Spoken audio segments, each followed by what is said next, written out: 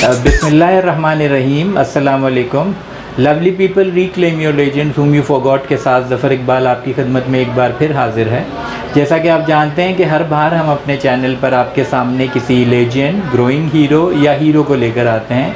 तो आज हमारे चैनल पर जो हमारे मेहमान हैं वो CEO हैं एब्स्ट्रैक्ट हब के, और मुकम्मल जो अपनी इंट्रोडक्शन है, जो तारुफ़ है वो तो वो ख़ुद करवाएंगे, लेकिन जो मुख्तसर तारुफ़ था वो मैंने उनका आपसे करवाया। नाम है उनका अली बिन शाहीन। अस्सलाम वालेकुम अली। वालेकुम सलाम सर, क्या हाल है आपके? अल्हम्दुलिल्लाह अली, आप सुनाएं कैसे हैं? अल्लाह का शुक्र सर। अच्छा अली, सबसे पहले तो मैं ये चाहूँगा कि आप मुझे अपने नाम की तफसील बताएं, जो आपका नाम है ना अली बिन शाहीन। अच्छा सर, तफसील तो कुछ इस तरह की है कि पहले मेरा नाम उसामा होता था। ठीक है। और काफ़ी भारी नाम था, तो बचपन में होते हैं भारी नाम आपके, वक्त के साथ फिर वो चेंज हुआ तो अली बन गया। ठीक है। अब जब अली बना तो चूँकि वालिदैन मेरे डॉक्टर से ओमान के अंदर, तो ओमान में चूँकि थे, अरबी मौजूद थे, तो वहाँ पे बिन का बड़ा कॉन्सेप्ट था। अच्छा, वो माहौल के हिसाब से फिर अली बिन शाहीन हो गया। तो वो बिन शाहीन, शाहीन वाले साहब का नाम है। अच्छा, ग्रेट। तो अक्सर जब लोग पूछते भी हैं कि मतलब क्या है, क्योंकि लोगों को लगता है कि अली का मतलब बहादुर है, बट इन रियलिटी अली का मतलब होता है नोबल या आला, मुअज़्ज़ज़। सही है जी सर। तो अली हो गया आला, बिन हो गया औलाद, और शाहीन हो गया ऊंची परवाज़। तो मैं अक्सर लोगों को कहता हूँ ऊंची परवाज़ की आला औलाद। आला औलाद। और आजकल आला औलाद का जो अवेलेबल होना है वो बहुत मुश्किल होता है। मिली भी है शाहीन साहब को आला औलाद, बेहतरीन है। तो बस कोशिश है उनकी, तो समझे दुनिया में जन्नत बन गई है। अच्छा अली, आप मुझे ये बताएंगे कि आपकी एकेडमिक्स जो है वो क्या है? सर मैंने बैचलर्स किया था CBM यूनिवर्सिटी से, और फिर उसके बाद मैंने मास्टर्स किया था वहाँ से। ठीक है। और MBA करने की कुछ अरसे तक फिर मैंने कुछ जॉब वगैरह की, और जॉब से मुझे अंदाज़ा हुआ कि मैं किस फील्ड में ज़्यादा जाना चाहता हूँ। ठीक है। फिर मैं एक शॉर्ट कोर्स के लिए यूरोप चला गया था, और वहाँ पे smart cities and community development, इन चीज़ों पे फोकस करता था, जिसकी फोकस ये था कि इन टेक्नोलॉजी ऐसी इंट्रोड्यूस की जाए कि सिटीज़ आपकी स्मार्ट हो जाए। ठीक है। तो ये यानी स्मार्टफोन के साथ साथ स्मार्ट सिटीज़ भी, स्मार्ट सिटीज़ का भी कॉन्सेप्ट। मतलब हम जैसों का काम नहीं चलेगा वहाँ, हमें स्मार्ट आप जैसे बंदे चाहिए। नहीं सर, आप लोग हैं स्मार्ट पीपल हैं, तो smart cities can only be made by smart people, और आप उनमें ज़रूर शामिल। Thank you so much Ali.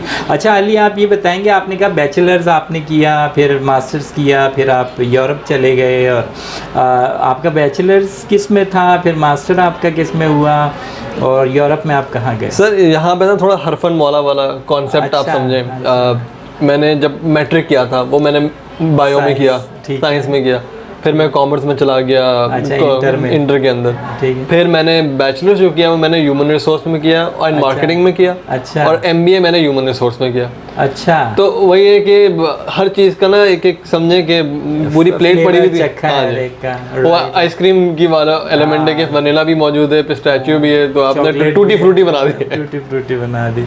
ये अच्छा टूटी नहीं, सिर्फ फ्रूटी रही। अच्छा, और फिर यूरोप आप कहाँ गए थे? तो यूरोप के अंदर मैं एम्स्टर्डम के अंदर था।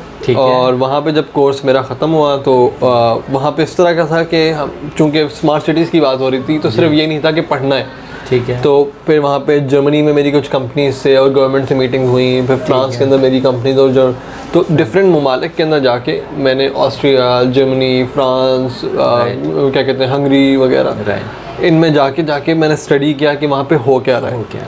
So was that sponsored or you did it by yourself? Sir bye my self, क्योंकि इसमें यह था कि जब मैं नौकरी कर रहा था तो मैंने अपनी नौकरी को भी अपनी एजुकेशन का हिस्सा बनाया, लेकिन इस दफ़ा मुझे पैसे मिल रहे थे बनस्बत कि मैं पैसे दे रहा था। राइट। तो फिर मैंने यही सोचा था कि जब मुझे पता चल जाए कि मैं एग्जैक्टली करना क्या चाहता हूँ, ठीक है, तो फिर मैं उस चीज़ के अंदर पढ़ना चाहूँगा। राइट।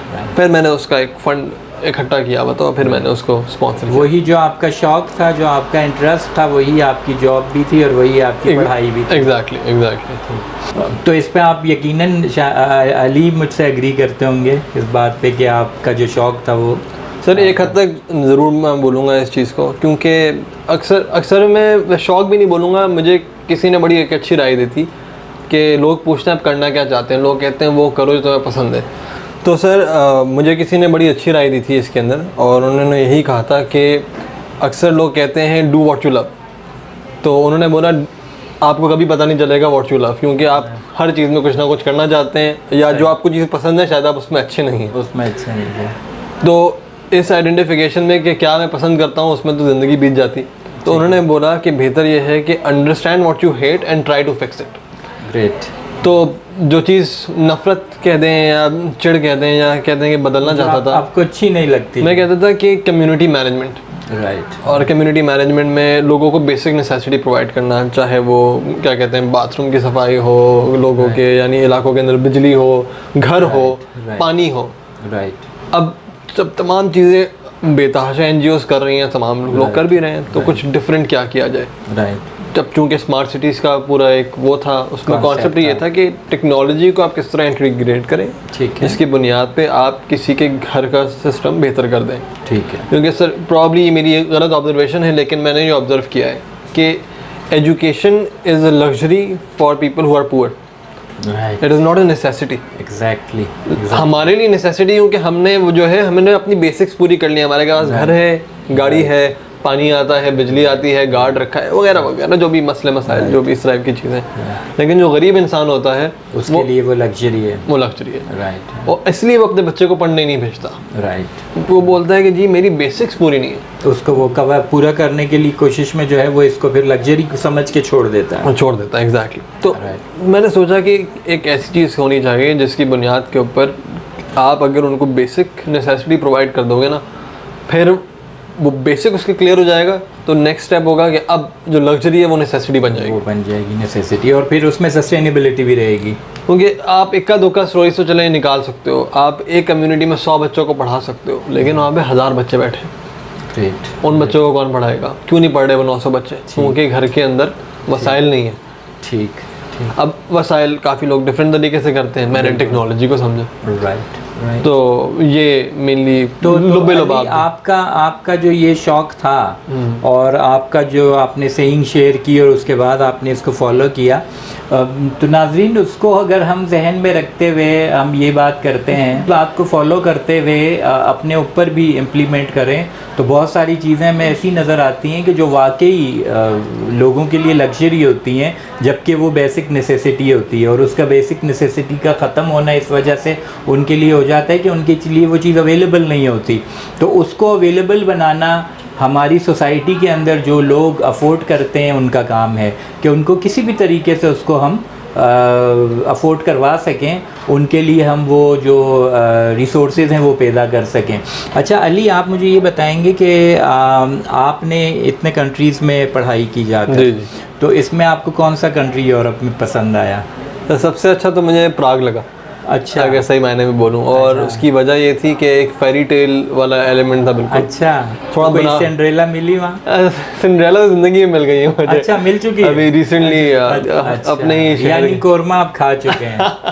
वो कहते हैं ना कि ये वो ऐसा लड्डू है जो खाए वो भी पछता है, जो ना खाए वो भी बचता है, तो खा के ही बचता है फिर। सर इस पे ना मैंने एक वो अक्सर लोग यही कहते हैं ना कि शादी का राइट टाइम क्या होता है, तो मैंने कल भी मेरी किसी कुछ दोस्तों से बात हो रही थी, उसमें मैंने यही बोला कि शादी का राइट टाइम नहीं होता, शादी का राइट पर्सन होता है। राइट पर्सन आ जाएगा ना तो वो राइट टाइम खुद ही बन जाता है। राइट। कुछ लोग होते हैं जिनको अरेंज मैरिज के बाद खुश होते हैं, कुछ लोग होते हैं लव मैरिज के बाद भी ना खुश होते हैं। राइट।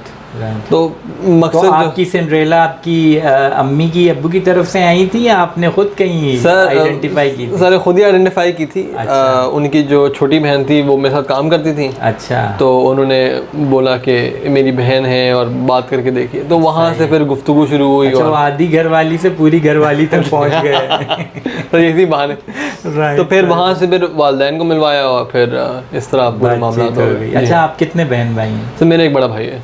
एक बड़े भाई हैं आपके, वो क्या करते हैं? सर बड़े भाई मेरे लॉयर हैं, by profession, by education he is a lawyer, right, और by profession he is a teacher, he is a stand up comedian, actor, शायर, रैपर।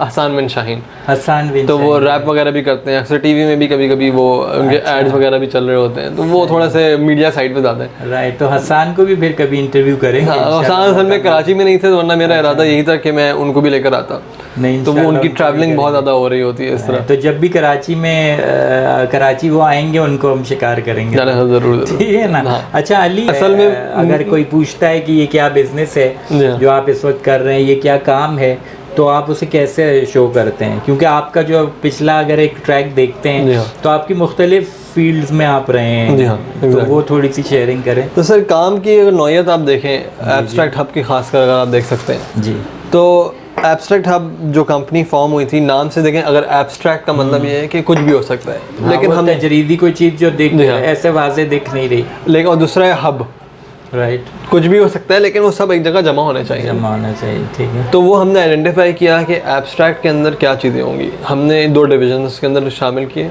एक था जो कि कम्युनिटी डेवलपमेंट, ठीक है, एब्स्ट्रैक्ट इमर्ज के नाम से, ठीक है, जिसका काम ये था कि हाउसिंग, वाटर, एनर्जी, ट्रांसपोर्टेशन की वेरियस टेक्नोलॉजी या इनिशिएटिव्स का पार्ट होना, राइट, उसमें वो ये पहला हिस्सा ठीक है। दूसरा हिस्सा हमारा है एब्स्ट्रैक्ट इंटेलिजेंस, जो कि फोकस करता है आर्टिफिशियल इंटेलिजेंस, ऑगमेंटेड रियलिटी के सॉफ्टवेयर्स, गेम्स, एक्टिविटीज़ क्रिएट करना। Right, तो मेरी जो पार्टनरशिप है कंपनी के साथ वंडर ट्री के नाम से, अच्छा, उन लोग वंडर ट्री, वंडर ट्री उन लोगों ने वंडर गेम्स बनाई हैं जो कि स्पेशल नीड के चिल्ड्रन होते हैं, उनको मोटर एबिलिटीज़, कॉग्निटिव एबिलिटीज़, सोचने की सलाहियत, चलने की सलाहियत, उनकी जो अगर वो उसको बेहतर करना, राइट, और तो इस तरह की कंपनी के साथ मेरी पार्टनरशिप्स हैं। तो उनको एक तरह से एक्सेस प्रोवाइड करना, राइट, और फिर जो भी ऑगमेंटेड रियलिटी रिलेटेड मार्केटिंग के प्रोजेक्ट्स हैं, ये वो उनके थ्रू काम करवाना।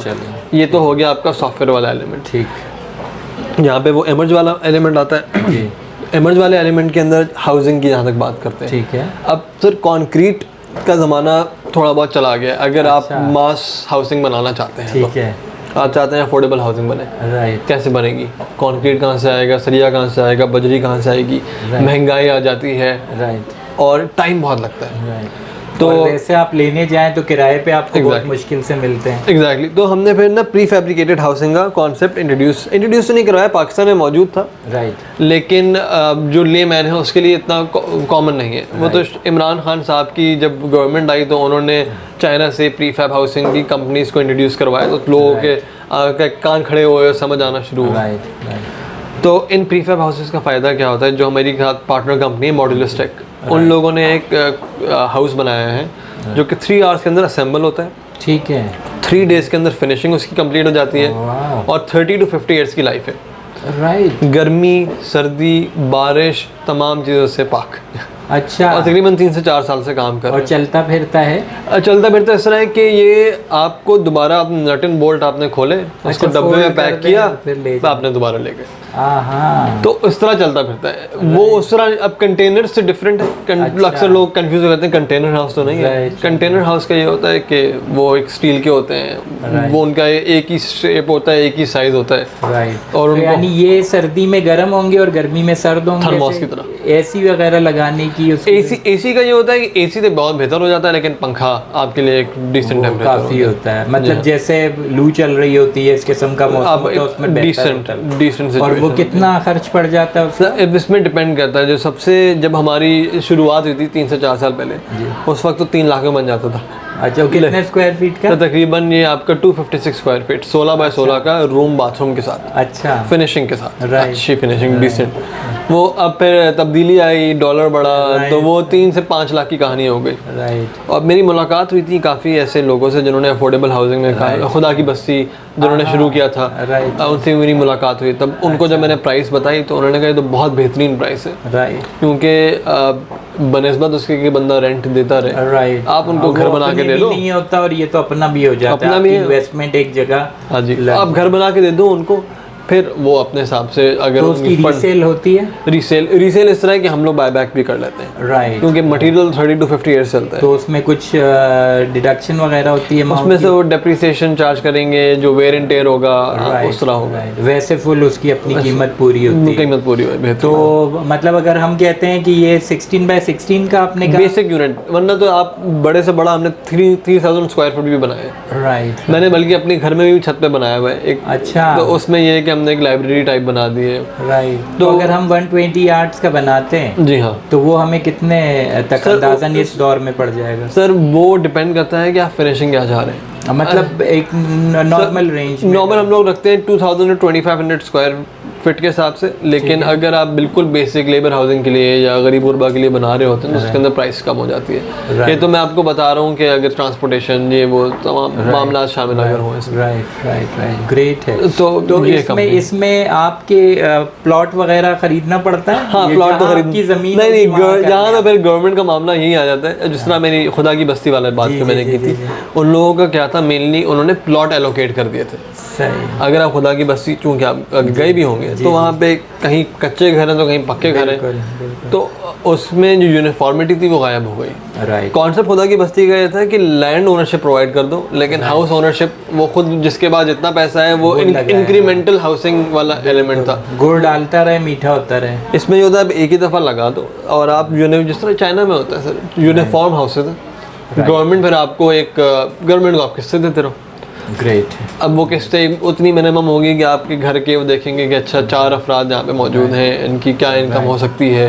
एक ब्रैकेट बना दिया, माइक्रो फाइनेंस कर दें आप, बैंक फाइनेंस कर दें। हाउस अभी पिछले साल बल्कि स्टेट बैंक ने पूरी पॉलिसी भी निकाली थी, इसमें ट्रांसजेंडर्स के लिए अलग था, डिसेबिलिटीज़ वालों के लिए अलग था, विडो ऑफ आर्मी ऑफिसर्स या सिविल सर्वेंट उनके लिए अलग था, और फिर एक नॉर्मल जो गरीब इंसान शख्स था उसके लिए अलग था। तो नाजरीन, जैसे भी अली ने बात की कि हम उसमें विडोज़ के बारे में भी बात की, ट्रांसजेंडर्स के बारे में, या फिर पर्सन विद डिसेबिलिटी जो होते हैं उनकी बात की। हमारी गवर्नमेंट भी इस पर बहुत काम कर रही है, जैसे इलेक्शन कमीशन इस पर बहुत काम कर रहा है, CNIC के हवाले से बहुत काम हो रहे हैं। तो अगर गवर्नमेंट का इस तरह की तंजीमों से, इस तरह की ऑर्गेनाइजेशन से, इंस्टीट्यूट से या फिर बिजनेसेस से रब्ता हो, तो मेरा ख्याल ये है कि यकीनन उनके लिए भी बहुत सारी आसानियाँ पैदा हो सकती हैं। तो अली, कभी गवर्नमेंट के साथ आपकी कोई बातचीत हुई है इस पर? गवर्नमेंट से हमारी मुलाकात हुई थी, ये वो दौर था जब असद उमर साहब मिनिस्टर ऑफ फाइनेंस थे, वजारत में थे, और ये समझे जनवरी 2019 की बात है। जी हाँ, ठीक है, तकरीबन 2 साल। तो वहाँ पे हमने पूरी फीसिबिलिटी बनाई और हमने यही कहा था कि 18 महीने में 1.5 लाख घर आपको खड़ा करके दे देंगे। सही। फिर फेब के अंदर अभिनंदन आ गए तो वो फिर कराची पाकिस्तान और इंडिया का जो एक वॉर सिचुएशन आ गई ना, उस बुनियाद के ऊपर क्या हुआ कि वो तमाम चीज़ें हॉल्ट पे चली गई। और फिर आप जानते हैं कि फिर उन्होंने वजारत छोड़ दी, और फिर उसके बाद जो नए आए तो वो कभी फॉलो थ्रू नहीं हो सकी। तो इसको रिज्यूम करने के लिए हम KP की गवर्नमेंट के पास फिर मैं मिलने गया, तो वहाँ पे फिर वही जैसे ब्यूरोक्रेसी तो जब होती है तो वो वक्त लेती है अपना। तो on the face of it तमाम जितने जो काम के लोग हैं, चाहे वो DG हाउसिंग हो, चाहे वो आपके गवर्नमेंट के मिनिस्टर्स हो, सबको पता है हम लोग क्या कर रहे हैं, किस तरह कर रहे हैं। गुफ्तगू तो सबसे हुई थी, अब वो आगे गुफ्तगू बढ़ती है नहीं बढ़ती है वो अल्लाह बताएगा।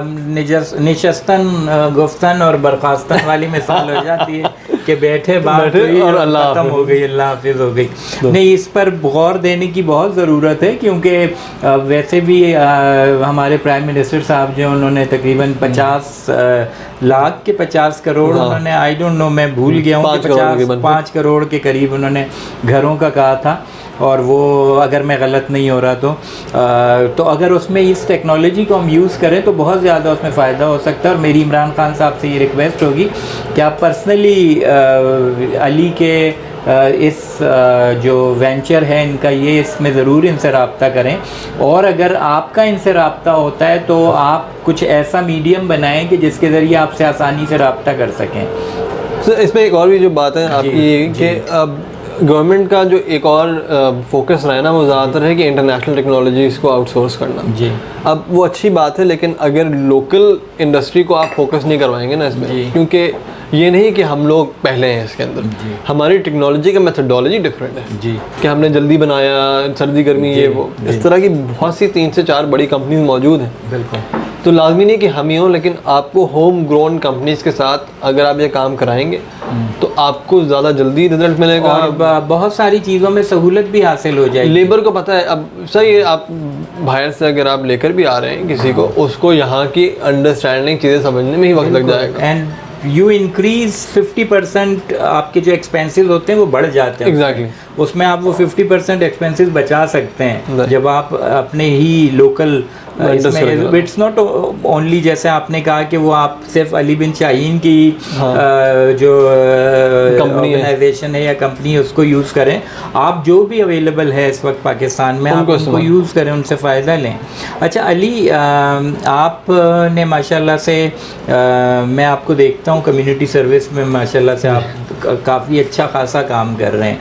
तो आपको कभी ऐसा फील हुआ है कि कम्युनिटी सर्विस में कम्युनिटी सर्विस करते हुए पाकिस्तान के अंदर, क्योंकि आपका बैकग्राउंड थोड़ा अरब ममालिक का रहा, फिर आपने यूरोप में स्टडीज़ भी की, जी हाँ। तो कुछ फ़र्क या कुछ ऐसी मुश्किल चैलेंजेस वगैरह आपको यहाँ नज़र आ रहे थे? अगर कोई एक आध चैलेंज ऐसा था जो सबसे ज़्यादा आपको लगा कि ये कम्युनिटी सर्विस को रोकता है, वो कौन सा हो सकता है, ताकि हमारे नाजरीन भी अगर उसको सुने तो उसके हल के लिए उनको कुछ आइडियाज़ मिल सकें? सर सबसे बड़ा जो मुझे चैलेंज नज़र आता है, जो मैंने देखा है, वो है एक्सेप्टेबिलिटी।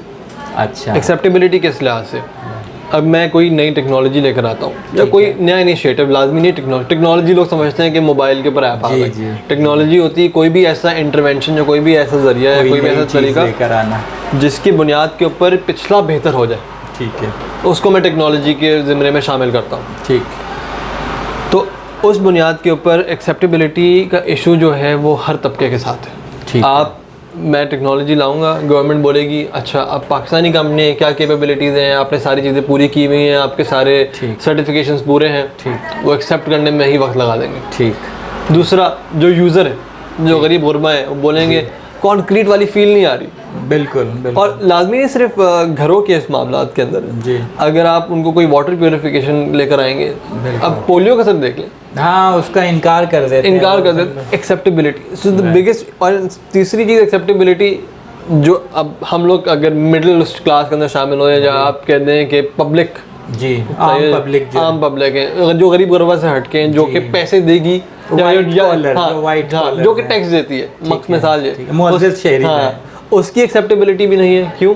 वो बोलता है कि कितना ही चल जाएगा, कोई आगे खरीद, वो बोलेगा कि यार रीसेल तो होगी नहीं वो इसकी। बोलेगा यूज़र यूज़ नहीं करेगा और जो गवर्नमेंट आपको फंड नहीं करेगी। तो और ये चीज़ हर उसके अंदर शामिल है। आप एजुकेशन के अंदर कोई टेक्नोलॉजी या इंटरवेंशन लेकर आओ, तो वो एक्सेप्टेबिलिटी बढ़ाना मेरे आपके लिए चैलेंज रहा है। और अगर आप देखें तो इन रियलिटी मेरी कंपनी का काम टेक्नोलॉजी बनाना नहीं है, उसकी एक्सेप्टेंस लेकर करना है, क्रिएट करना। मेरी company is a business facilitator to these other companies जिनके पास प्रोडक्ट है। So what did you do for that? तो बेहाल है, तो पहले बेस बनानी पड़ेगी। राइट। तो बेस बनाने के लिए अगर मैं एक स्मार्ट हाउस बनाऊंगा, तो पहले हाउस बनाना पड़ेगा। राइट। और उसके लिए क्या है कि आप जो है नॉर्मल यूज़र के अंदर, जो कि आपका अब जो पैसे दे सकता है, राइट। अब गवर्नमेंट के पास जाएंगे तो बहुत बढ़िया है, वो बहुत ज़्यादा चीज़ें मांगते हैं, बहुत ज़्यादा प्रोटोकॉल मांगते हैं। जो गरीब गुरबा के पास जाएंगे तो उनकी एक्सेप्टेबिलिटी जब तक नहीं होती, जब तक वो देखता नहीं है कि बिल्कुल उनके सामने एक नमूने के तौर पे आई ना हो चीज़। और नमूना उसी बुनियाद पे लेता है, अच्छा ये मेरे साहब ये इस्तेमाल कर रहे हैं तो मैं भी लगा सकता हूँ अपने घर में। इसके लिए वो तो हमने सबसे पहले तो किया identify who is the main audience, जिसको आपको एक्सेप्टेंस दिलवानी है। राइट। आपने मिडिल वाली को एक्सेप्टेंस दिलवा दी, फिर लोअर वाली ऊपर वाली खुद ही उसको एक्सेप्ट करना शुरू कर देगी, क्योंकि वो देखेंगे जी मास प्रोडक्शन हो रही है, जो फंड देगा, जो टैक्स देगा वो उसको एक्सेप्ट कर रहे हैं। तो फिर अव्वल तो सर इस तरह एक्सेप्टेबिलिटी के अंदर आप शामिल कर सकते हैं। तो उसके लिए हमने फिर मार्केटिंग की वेरियस टेक्निक्स हो गई, बिजनेस डेवलपमेंट हो गई, टीम हमारी जो थी उसका काम ही ये था कि दूसरों के पास जाके उनको टेक्नोलॉजी समझाना और बताना बेहतर क्यों है, चाहे वो फाइनेंशियली बेहतर हो, चाहे वो उसकी क्या कहते हैं अफादियत के पॉइंट ऑफ व्यू से कितना इसका फ़ायदा है, क्या उसकी वो है। तो उस बुनियाद पे इस तरह हमने एक्सेप्टेबिलिटी इसमें डेवलप तो NGOs वगैरह से आपने इसके लिए कोई राब्ते वगैरह किए? NGOs से रब्ता किया था, लेकिन NGOs का जो मैंने इसमें देखा है कि NGOs के पास कम्युनिटी मौजूद है, NGOs के पास फंड मौजूद नहीं है। राइट। सही है जी। तो रेदर देन के वो भी हमने रखा कि क्योंकि आप ये भी नहीं है कि बिल्कुल ही आप एक ही ऑडियंस की तरफ फोकस करके चले जाओ, आपको हर जगह पे ऑक्टोपस की तरह आपको चलना पड़ता है कि 8 हाथ आपके होने चाहिए, लेकिन एक हाथ से खा रहे हो। आपको एक्सेप्टेंस तो उसमें अली आप ये ज़रूर कर सकते हैं, एनजीओज़ को आप इस वे में यूज़ कर सकते हैं, क्योंकि फ़ंड तो एनजीओज़ को भी मिलते हैं तो वो कम्युनिटी पर यूज़ करते हैं। आप एनजीओज़ के अंदर, क्योंकि कम्युनिटी का आना होता है, एनजीओ सेंटर जो होते हैं उसमें एनजीओज़ के साथ उनकी जो है इंटरेक्शन हो रहा होता है, कम्युनिटी में बहुत ज़्यादा इन्वॉल्व होते हैं एनजीओज़, तो उसमें आप ये ज़रूर कर सकते हैं कि आप उनके लिए कुछ ऐसे सेशन रखवा लें कम्युनिटी के लिए, जिसमें आप आकर उसका अपना जो कंपनी है उसका क्योंकि जैसे सोलर एनर्जी का जो कॉन्सेप्ट था तो वो बहुत पहले एक अजीब सी चीज़ लगती थी, लेकिन जब उसमें लोगों के अंदर आना, कम्युनिटी में उन्होंने शेयरिंग की और उस कॉन्सेप्ट्स को शेयर किया, या फिर कम्युनिटी के लिए सेशंस उन्होंने कंडक्ट करवाए, तो ये बहुत चीज़ इन हो गई।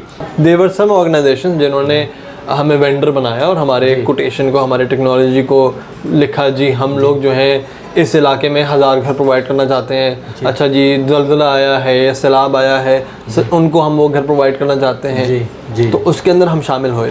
एनजीओ जब ये काम करती हैं तो जो वर्किंग करने वाली एनजीओ हैं दे प्रपोज द थिंग्स, मतलब वो अगर फ़र्ज़ करें आपका उनको अवेयरनेस होगा आपकी इस वर्किंग का, तो वो यकीनन डोनर्स को वो चीज़ प्रपोज करेंगी। एग्जांपल हम आपको अपना फोरम दे सकते हैं कि आप हुनरगर वेलफेयर ऑर्गेनाइजेशन जो है आप इसको यूज़ कर सकते हैं, आप कम्युनिटी के लिए, ये बहुत बड़ा इलाका है, अगर इस इलाके की आप बात करते हैं एक बहुत बड़ा डिस्ट्रिक्ट है ये।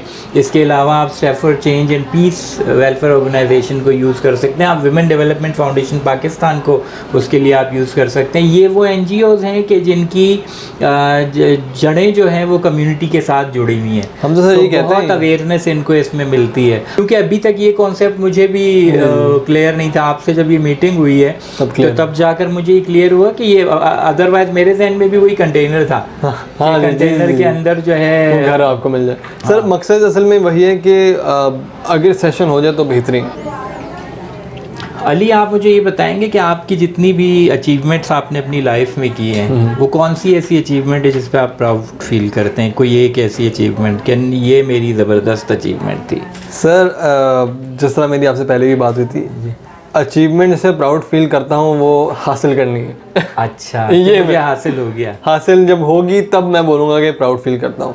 ठीक है। लेकिन जिन जिन चीज़ों पे थोड़ा बहुत काम किया हुआ है, मैंने बाकायदा मैं एक ऑर्गेनाइजेशन के साथ, फाउंडेशन के साथ काम कर रहा था जिसका फोकस ये था कि यूनिवर्सिटी स्टूडेंट्स जिनकी पढ़ाई के अंदर मसला है उनको स्कॉलरशिप प्रोवाइड करना। ठीक है। तो वहाँ पे हमने काफ़ी बच्चों को स्कॉलरशिप्स दिलवाई थी। तो वो एक मैं कहता हूँ कि मुझे अच्छा फीलिंग आई, अच्छी फीलिंग आई थी कि एक अच्छा काम किया। राइट। क्योंकि आप वैसे तो काम कर रहे होते हो और आप अपने काम के अंदर कोई ना कोई रीज़न निकाल लेते हो कि जी मैं माशरे के लिए कर रहा हूँ। बिल्कुल। लेकिन फिर कुछ चीज़ें होती हैं जो कि स्पेसिफिकली होती है, दिल को वो एक्चुअल इत्मीनान देती हैं। इत्मीनान। बाकी जो मैंने आपको बताया, जो करना है, जो जिस पे प्राउड फील होना है, वो हासिल करना है। वो हासिल करना है। राइट। तो आपकी वर्किंग पोर्ट ग्रैंड के साथ भी रही है? सर मेरी वर्किंग एक कंपनी थी साइनोपैक गेटवे, राइट, जिनका उसके अंदर port grand was a sister company of hours. Right. और हमारी जो कंपनी का काम वही था कि हाउसिंग, वाटर, एनर्जी की वेरियस टेक्नोलॉजीज चाइना से पाकिस्तान में इंट्रोड्यूस करवाना। और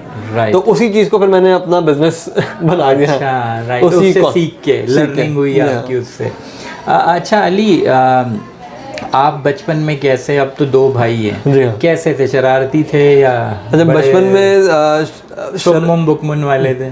बचपन में सर मेरा थोड़ा सा इस तरह था कि बात करने में बड़ा घबराहट होती थी। तब छोटा था, मुझे होता शर्मीले थे? शर्मीला नहीं था, लेकिन वो होता था कि आप समझ नहीं आता टॉपिक क्या है, बात क्या करूँ। सही है, मजाक मस्ती कर ली, लेकिन उससे आगे क्या। लेकिन ये था कि एक्टिंग का शौक था। अच्छा। थोड़े बहुत छोटे मोटे स्कूल स्किट्स भी किए हुए हैं, उसके हिस्सेदार हैं। फिर स्पोर्ट्स, बास्केटबॉल टीम के अंदर, हॉकी टीम के अंदर, वॉलीबॉल से अंदाजा होता है कि कोई ना कोई अच्छा खेल खेलते हैं। तो क्रिकेट नहीं आता था। राइट। तो क्रिकेट में कमजोर था बहुत, लेकिन नेशनल गेम आप मेरे ख्याल से बास्केटबॉल के से बहुत अच्छे रहे होंगे। बास्केटबॉल, हॉकी और वॉलीबॉल, ग्रेट। तो वो इन 3 खेल के अंदर, और टेबल टेनिस, ये 3 से 4 खेलें इसमें काफ़ी था। बल्कि मज़े की बात यह है कि जब मैं कॉलेज में था तो मैं गोल्ड मेडलिस्ट रह चुका हूँ हाई जंप का। ग्रेट। और अब तो पाँव ऐसे टूट चुके हैं कि वो खड़ा नहीं हो जाता, जंप वो किया। लो जंप भी नहीं होती है अब। राइट। तो वो ये जंप्स खुद हमें रोड्स पे मिल वो जाते हैं इतने ना, वही- इतने अच्छे जंप्स होते हैं कि वो कहते हैं आप हाई जंप करें ही नहीं, छोटे छोटे जंप्स में आपके पूरे करवा लेते वहीं पे सर मामला फिर वो जोड़ों में इतना दर्द रहता है अब, तो उनको बेहतर करने के चक्कर में अब थोड़ा जिम शिम भी ज्वाइन किए। राइट। तो नहीं, वो आपकी बॉडी से अंदाजा होता है कि कुछ ना कुछ चल रहा है। वो डोले कहते हैं, क्या कहते हैं, तो डोले ही उससे कहते हैं। माशाल्लाह से हाँ वो बन रहे हैं। अच्छा, तो शरारत आपने शेयर फिर भी नहीं की, कोई ऐसी शरारत जो आपने जिसको सर शरारत ना मेरी ना, अच्छा मेरी ये था, या तो बिल्कुल कुछ नहीं करता था या तो बहुत एक्सट्रीम में चला जाता था। एक्सट्रीम में क्या किया है? तो बड़ा शर्मिंदगी होती है इस चीज़ पे, अभी याद करता हूँ ना मैं, खैर करे। तो बड़ा अफसोस होता है क्योंकि अच्छा। अब मेरे एक टीचर थे, बड़ा तंग करते थे हम लोगों को, वो बहुत ज़्यादा तंग करते थे। तो एक दिन पूरी क्लास ने इरादा किया कि क्या किया जाए। अब मुझे बड़ा शर्मिंदा होता हूँ जब मैं कहानी में सोचता हूँ इसके बारे में। अब छोटे होते हैं, आपको अकल नहीं होती, आप अपने एक मजाक वो में तभी तो शरारती कहते हैं ना, बच्चे होते हैं। वो थोड़ी शरारत से ज़्यादा मुझे बदतमीजी अब फील करता हूँ। इस तरह के वो आ रहे थे क्लास के अंदर, अब हमें पता था वो एक कुछ चेयर होती है उसमें बैठते हैं हमेशा। अच्छा। तो वहाँ पे हमने रख दिया छोटा सा कील नुमा को, बेचारे वो बैठे और वो बोले कुछ नहीं। बोले, वो उनको चुभा, लेकिन शुक्र है वो फिर उसके बाद उनको ये नहीं पता चला कि किसने किया। अच्छा। लेकिन पूरी क्लास को पता था कि किसने किया कार्रवाई बिन शाहीन कर चुके हैं ये। तो वो अब वैसे तो कहने को तो शरारत थी, लेकिन अब मैं बड़ा अफसोस करता हूँ इस चीज़ पे। अच्छा, पढ़ाते क्या थे वो ज्योग्राफी पढ़ाते थे। अच्छा। लेकिन मेरे इवेंचुअली जो है उनसे मेरी बहुत अच्छी दोस्ती हो गई, और काफ़ी क्योंकि इनिशियली काफ़ी ख़तरनाक थे और बहुत डांटते थे और सब डरते भी थे उनसे। तो क्लास में अब आप होते हो छोटे तो आप इस तरह की कर लेते हैं, लेकिन अब अफसोस होता है। तो आपने उनसे शेयर किया कि कील मैंने रखी थी? आज आप सबसे शेयर किया, तो अगर वो पसंद देख लेंगे तो परेशान हो जाएंगे। हाँ, पूछेंगे कहाँ है वो कील।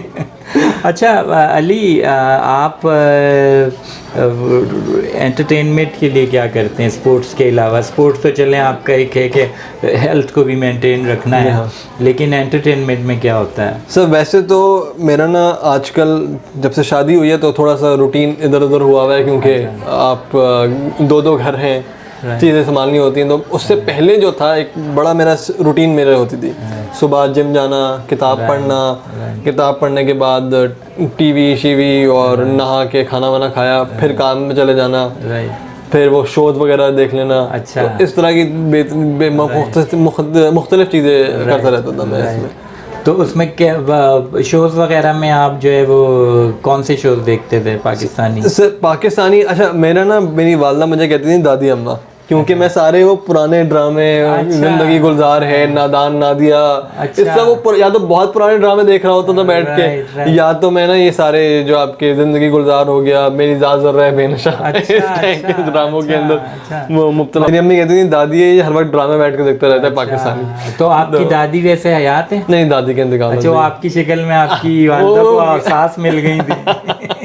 तो कहते थे बिल्कुल उसी तरह आप ड्रामे देखते रहते हो 24 घंटे। तो कौन सा ड्रामा आपको पसंद रहा? सर एक जो मुझे बहुत पसंद आया था ना, मेरी ज़ात ज़रा बेनशा, वो मुझे बहुत, और बाकी अगर फन और मजाक के अंदर देखें तो नादान नादिया। अच्छा। वो शायद नादान नादिया उनका था, बाबरा शरीफ का। बाबरा शरीफ, हाँ बाबरा शरीफ का, तो वो भी मजेदार। बाबरा शरीफ आपको कैसी लगती है? अच्छी? अच्छा, उससे पहले मैंने नाम बहुत सुना था बाबरा, क्योंकि वो, लेकिन पता नहीं कौन, छोटे थे हम लोग, नाम सुन, लेकिन ड्रामा देखा तो मैंने कहा ये तो एक्टर ही बड़ी ज़बरदस्त हैं, बड़ा बहुत मुझे। फिर उनके कुछ इंटरव्यूज देखे थे इमरान खान साहब, मोइन अख्तर साहब के साथ, तो उनको देख के ये हुआ कि यानी वो असल दुनिया के अंदर भी और रियल लाइफ दोनों के अंदर एक फन है उनके अंदर। और नाजरीन, बाबरा शरीफ हमारे उन लेजेंड्स में शामिल हैं जो कि पाकिस्तान की पहचान बने, फिल्मी दुनिया में भी और टीवी की दुनिया में भी।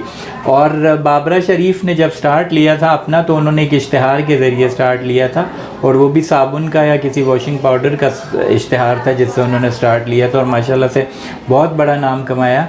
और वो दौर अली, जिस दौर में पाकिस्तान फिल्म इंडस्ट्री जो है वो बिल्कुल बैठने वाली थी, और बाबरा शरीफ उस दौर में जो है वो किरदार करती थी। अच्छा, फिल्में पाकिस्तानी देखते हैं आप? तो पाकिस्तानी भी देख लेता हूँ, हॉलीवुड भी देखता हूँ, पाकिस्तानी भी देख लेता हूँ। तो पाकिस्तानी पाकिस्तानी में कौन सी कोई मूवी ऐसी है जो आपको पसंद रही हो? सर वैसे तो कोई ऐसी नहीं है कि जैसे मैं बोलूँ कि ये मुझे बहुत पसंद आई, लेकिन एंटरटेनमेंट वैल्यू के पॉइंट ऑफ व्यू से देखें तो जो वार एक अच्छी लगी थी मुझे। अच्छा, ठीक। थोड़ा सा वो चूँकि वो आपका एक इमोशनल सेंटिमेंट भी दिया था, हमजा अली बासी वाली, वो एक मुझे पसंद आई थी। उसके अलावा हॉलीवुड के अंदर तो फिर बहुत सारी हैं, उसमें फिर काफ़ी अदाकार भी हैं जो कि तो हॉलीवुड में कौन, टॉम क्रूज पसंद है? सर मुझे हॉलीवुड में जो बहुत ज़्यादा पसंद है वो दो शख्सियत बड़ी पसंद है। एक जैकी चैन अच्छा, क्योंकि बचपन में कराटे का बड़ा शौक था, अच्छा, लेकिन कभी कर नहीं पाए। और दूसरे हैं विल स्मिथ। विल स्मिथ, हाँ, क्योंकि तो सबसे ज़्यादा अमाउंट लेने वाले, सबसे ज़्यादा पैसा लेने वाले वो। और विल स्मिथ का सर ये पसंद मुझे इसलिए भी थे क्योंकि उनकी अगर रियल लाइफ में भी देखें ना तो he has a very inspirational personality. उनके अंदर एक परसिस्टेंस होनी चाहिए आपकी थ्रू आउट, आप ना डोंट गिव अप।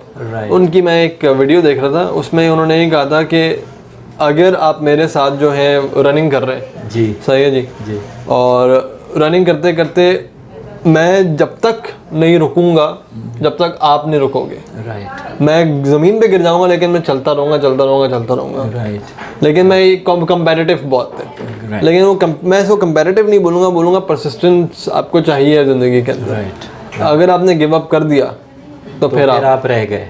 और फिर अगर आप उनकी ज़िंदगी भी पढ़ें और देखें तो वो इवेंचुअली वो ग्रो भी इस तरह की तो फिर, और जनरल लाइफ भी काफ़ी उनकी उस तरह, राइट, तो वो थोड़ा सा मुझे एक और जैकी चैन इसलिए क्योंकि वो फिटनेस एंड फिर हंसाने वाले जो इनके स्टेप्स होते हैं, उनके एक एक स्टेप पे ऐसे आते हैं, एक स्टेप पे, तो वो फिटनेस का भी एक एलिमेंट था। फिर वही उनकी सारी चाइनीज मूवी जो डबिंग हुई भी थी वो भी सब देखी। अच्छा, पाकिस्तानी मेल एक्टर्स वगैरह में कोई पसंद है आपको?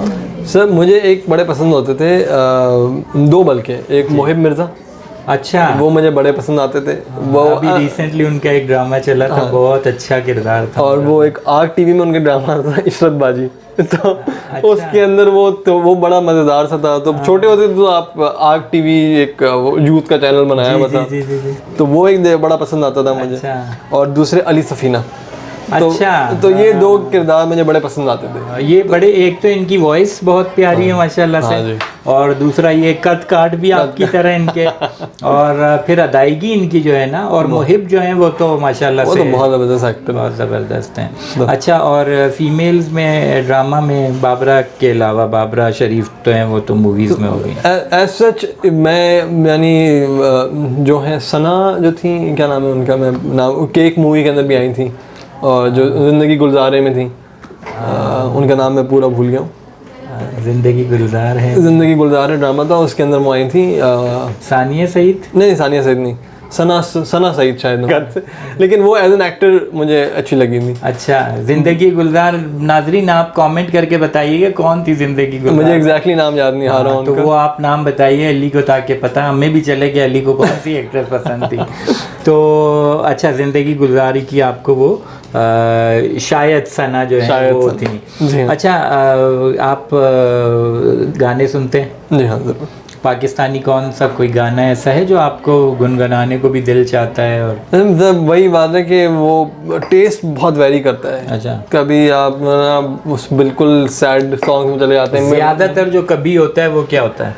ज़्यादातर कभी जो होता है ना वो थोड़ा झिझक अच्छा, तेज तरह ज़्यादा वाले, लेकिन फिर वो मूड पे और ड्राइव पे डिपेंड करता है। अच्छा, कि अगर शारिफ फैसल पे हैं और भगानी है गाड़ी तो तेज गाना चल गया। अच्छा, और कभी शारिफ फैसल पर हैं और दिल चाह रहा है कि आराम से चलाएं तो फिर स्लो गाना चल, फिर गज़ल सुन ली। हाँ, उसमें मैंने बाकायदा यानी हर तरह का उसमें सुना, टीना सानी को भी सुना हुआ है। अच्छा, तो वहाँ से लेके ये आतिफ असलम को भी सुना हुआ है। अच्छा, तो इस तरह सबको जानते हैं आप। हाँ, तो वो सुनते रहते हैं। इकबाल बानो को सुना है आपने? इकबाल बानो को नहीं सुना। टीना सानी को अगर आपने सुना है तो इकबाल बानो को भी यकीनन सुनिएगा। अच्छा, फैज़ अहमद फैज़ को उन्होंने बहुत गाया है। अच्छा, दश्ते तन्हाई बहुत मशहूर है उनका, या वो दागे दिल हमको याद आने लगे। ये वो गज़लें हैं जो कि शाहकार गज़लें थी, वो गायब हो गई हैं उनका इस जमाने में। इकबाल बानो का इंतकाल हो चुका है। वो एक लेजेंडरी गज़ल, जैसे फरीदा खानम है या इस तरह के लोगों में से थी वो। अच्छा, खाने में आपको जो है ना वो क्या पसंद है? सर इसका ना मैंने रिसेंटली अपने दोस्तों से भी सवाल पूछा था कि अगर ज़िंदगी भर सिर्फ एक ही खाना आप खा सकते हो तो वो क्या होगा? दिमाग। वो तो सर वो तो खाते ही हैं लेकिन वो हजम नहीं होता फिर भी। अच्छा। मैंने बोला दाल चावल। अच्छा। तो मेरे लिए बिल्कुल बेसिक जो आपका होता है ना कि कुछ लोग कहते हैं जी बिरयानी और टिक्का और ये और वो, मैं थोड़ा सा दाल चावल अगर हो तो उसकी मैं। और दाल कौन सी? मसरा दी दाल या मसूर की दाल? काले मसूर की, लाल मसूर की? लाल मसूर की। राइट। तो वो आमतौर पर एक ख़ास जो सफ़ेद चावल हो उसके साथ जो है वो काले मसूर की दाल भी बहुत खाई वो भी खा सकता हूँ। मकसद ये है कि दाल की फिर हर किस्म हो, दाल हो, बस दाल हो एक शाम उसकी हो, तो उसमें ये होता है कि आप फिर ज़िंदगी भर अगर खा रहे हो तो दाल, ये नहीं पता है कौन सी दाल है। राइट, लेकिन दाल हो, दाल होनी चाहिए। जैसे वो गालिब कहते थे ना कि आम हो और बहुत हो और मीठे हो। तो हम भी यही है कि दाल हो बहुत हो और जिस किस्म की भी हो। जिस किस्म की भी हो। अच्छा, आप पका लेते हैं खाना? सर मैं सीखा तो था ज़रूर। अच्छा। और शुरू में शौक था और बीच में मैं बाहर भी रहा था 2-3 महीने अकेले, फिर वो वीज़ा के मसले हो गए तो वापस आना पड़ गया, तो जॉर्डन में मैं रह रहा था। अच्छा। तो वहाँ के लिए फिर मैंने 2-3 गोल रोटी भी बनानी सीखी थी। अच्छा। कढ़ाई भी बनानी सीखी थी और अरेबियन स्वीट डिश बनानी सीखी थी। तो अरेबियन स्वीट डिश में क्या बना लेते थे? नहीं, उसका नाम ही अरेबियन स्वीट डिश है। अच्छा, अरेबियन स्वीट वो शाही टुकड़े की तरह का होता है। अच्छा। तो उसमें उसके अंदर पे कुछ शाही टुकड़े के साथ उसको कुछ ब्लेंड इन करते हैं चीज़ों को, तो उससे वो अरेबियन स्वीट डिश। जिसने मुझे सिखाया था वो कहता था उसको अरेबियन स्वीट डिश, लेकिन मैं तो कहता था शाही टुकड़े ही लग रहे हैं। शाही टुकड़े ही हैं, बस नाम बदल दिए। और नमकीन में सर नमकीन क्या बना लेते थे? अच्छा सर वही आपका बेसिक बिरयानी अगर हो गई थोड़ी बहुत, लेकिन अब मैं अक्सर लोगों को ये अब तो बिल्कुल ही स्किल्स आउट हो गई हैं, तो मैं कहता हूँ कि मेरे हाथ के खाओगे तो फिर किसी के हाथ के नहीं खाओगे, क्योंकि फिर दिल के इतना अच्छा बनाएंगे कि ये दिल ही नहीं जाएगा फिर खाने का। तो वो मतलब आप खुद भी अभी बहू के हाथ के ही खाते होंगे, अपनी वाइफ के हाथ? नहीं, तो वाइफ जो है बेकिंग करती है बहुत ज़बरदस्त, तो वो बेक चीज़ें करती थी, वरना खाना तो है कि वो घर में मिल जाते हैं, अल्लाह का शुक्र है। तो कुक हमारे यहाँ आते हैं, जो मेरे कुक भी हैं मेरे टीचर भी हैं जिन्होंने मुझे सिखाया था ये पूरा। अच्छा। तो वो बना के दे देते हैं। ग्रेट। वरना तो है कि बहुत ज़रूरत पड़ी तो बना लिया खाना। ग्रेट। अच्छा अली, आपकी तबीयत बड़ी सुलझी हुई तबीयत है ना, मतलब हंसी मजाक भी होता है, लेकिन तबीयत में एक वो कहते हैं ना कि बजला संजी नज़र आ रही होती है, तो ये किस से है? मतलब आपका पेरेंट्स की तरफ से कुछ इस तरह का आपका माहौल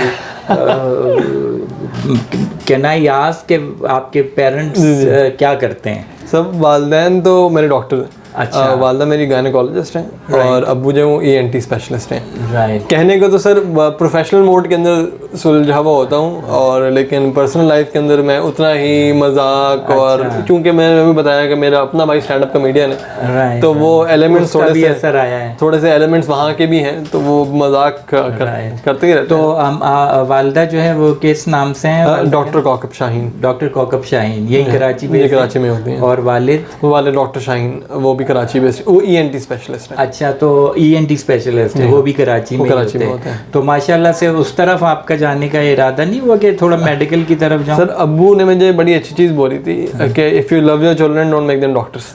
ओके। तो चूंकि वालदा बहुत चाहती थी, लेकिन मैं कहता हूँ बेहतर ही हुआ। It means your father loves you a lot.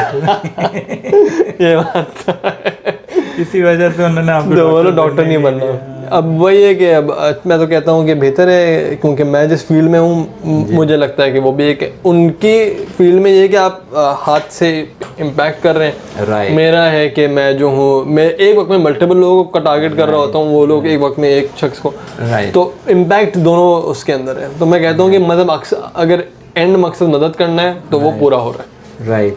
तो ये है। अच्छा अली, आपके नाम के एक, जिस तरह से आपका नाम है ना अली बिन शाहीन, इसी तरीके के एक नाम के एक एक्टर भी थे। अच्छा। PTV के खालिद बिन शाहीन उनका नाम था। जब आपने हसन का नाम लिया मेरे जहन में ये था कि कहीं खालिद आपके भाई हैं, लेकिन वो क्लियर हो गया।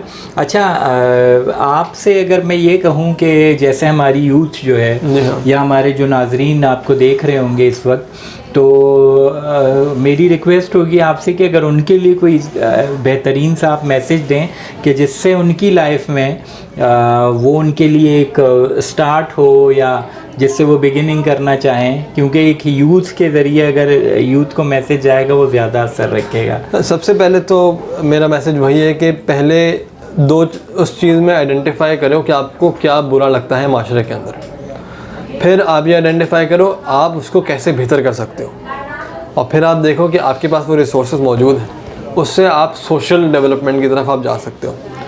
अगर आप एंटरप्रेन्योर बनना चाहते हो तो पहले मैं बोलूँगा नौकरी करो, ताकि आपको किसी के अंडर काम करने की वो एक तरह से वो भी ज़रूरी होता है कि किसी के अंडर आप काम करें, ताकि आपके अंदर ना वो गुरूर पैदा ना हो, आपको पता हो कि चीज़ें किस तरह चलती हैं। अगर आप एक एक्टिविस्ट बनना चाहते हो या सोशल वर्कर बनना चाहते हो तो make sure that you identify कि कौन सा एक इशू है जो आप बहुत स्ट्रांगली बिलीव करते हो बेहतर होना चाहिए। और अगर कोई बंदा आपकी उस राय से इख्तलाफ रखता है या वो कहता है कि जी मैं किसी और इशू पे काम कर रहा हूँ, तो उसको एक तरह से झिड़को मत, क्योंकि माशरे में बहुत से मसाइल हैं, हर बंदा हर मसले को सॉल्व नहीं कर सकता। आप जिस मसले को सॉल्व करो उसको पूरे तरीके से सॉल्व करो, और जो दूसरा उसको कर रहा है उसको मदद करो या उसको हौसला अफजाई करो, लेकिन कभी किसी को मदद करने से रोको मत। ये मेरी राय है आपके लिए। Thank you so much Ali, आपने इतना बेहतरीन मैसेज दिया, और आपके इतने दूर हमारे पास आने पर भी जब हमने आपको इनवाइट किया और आप बग़ैर किसी हिल हुज्जत के मैं लफ्ज़ इस्तेमाल करता हूँ कि ये बग़ैर आप जो है वो अपने टाइम में से आपने टाइम निकाला और यहाँ पहुँचे, बल्कि अपने टाइम में से ज़्यादा टाइम हमें आपने दिया। Thank you so much for that, बहुत बहुत शुक्रिया। और मुझे उम्मीद है कि आपने आज के हमारे इस इंटरव्यू को बहुत ज़्यादा एंजॉय किया होगा, और इस इंटरव्यू में आपको बहुत सारी ऐसी चीज़ों के बारे में पता चला होगा कि जिनके बारे में शायद आप पहले से नहीं जानते थे। काफ़ी सारी चीज़ें ऐसी थी जिनका मुझे मालूम नहीं था, लेकिन अब मैं उन चीज़ों के बारे में जान गया हूँ। अगर आपके जहन में कोई सवाल है या अगर आप कोई कमेंट करना चाहते हैं तो आप हमारे कमेंट सेक्शन में कमेंट कीजिए, और अगर कोई सवाल है तो वो भी आप हमें इनबॉक्स कीजिए। हम पूरी कोशिश करेंगे कि अली से रब्ता करके आपके लिए अगर कोई सेशन कंडक्ट करवाना है उसी हवाले से जिस पर अली ने बात की, वो भी हम अरेंज करवाने की कोशिश करेंगे, या ऑनलाइन अगर किसी भी किस्म की कोई भी एक्टिविटी हो सके तो वो हम करवाएंगे। आपका बहुत बहुत शुक्रिया, आपने आज हमारे चैनल पर अली बिन शाहीन के इंटरव्यू को एंजॉय किया, और हम उम्मीद करते हैं कि आप हमारे इस इंटरव्यू को वर्ड लाइक के साथ लाइक करेंगे। जब आप लाइक कर लेंगे तो उसके बाद इसको आप शेयर कीजिएगा, ताकि दूसरे लोगों को भी जो टेक्नोलॉजी अली बिन शाहीन ने बताई वो शेयर हो। और उसकी शेयरिंग के बाद आपने अगर चैनल को सब्सक्राइब नहीं किया तो चैनल भी सब्सक्राइब कर लें, ताकि आपके पास नोटिफिकेशन आता रहे जब भी किसी बेहतरीन शख्सियत का हम इंटरव्यू लें वो आप तक पहुँचे। थैंक यू सो मच, बहुत बहुत शुक्रिया। Lovely people reclaim your legend whom you forgot के नाम से इस चैनल के नाम को याद रखिएगा। इजाज़त दीजिए, अस्सलाम वालेकुम, खुदा हाफिज़, पाकिस्तान जिंदाबाद।